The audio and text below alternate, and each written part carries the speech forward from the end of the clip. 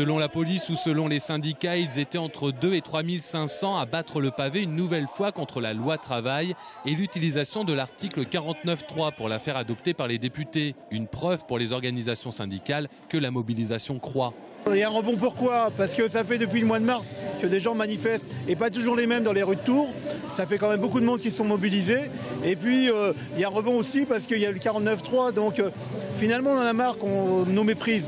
On ne peut pas mépriser comme ça aussi longtemps le mouvement social, il faut l'entendre. Le gouvernement ne veut pas l'entendre, le mouvement social va se faire entendre.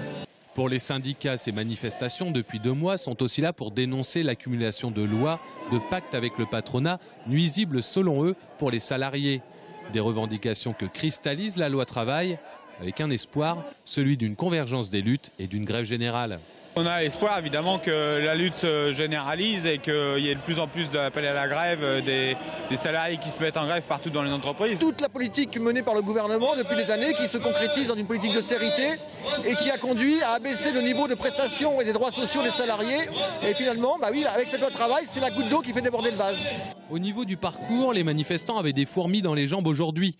D'abord prolongée sur les quais de Loire, la manif a fait face à distance avec la police. Puis direction le boulevard Horteloup à l'ombre des platanes, un passage devant la gare, puis dans la gare. Les plus jeunes d'entre les manifestants ont eu droit à un nouveau face-à-face policier devant le tribunal avant de reprendre le chemin des tanneurs pour une assemblée générale. Un nouveau rassemblement était prévu ce soir, cette fois pour l'AG du MEDEF à Montlouis.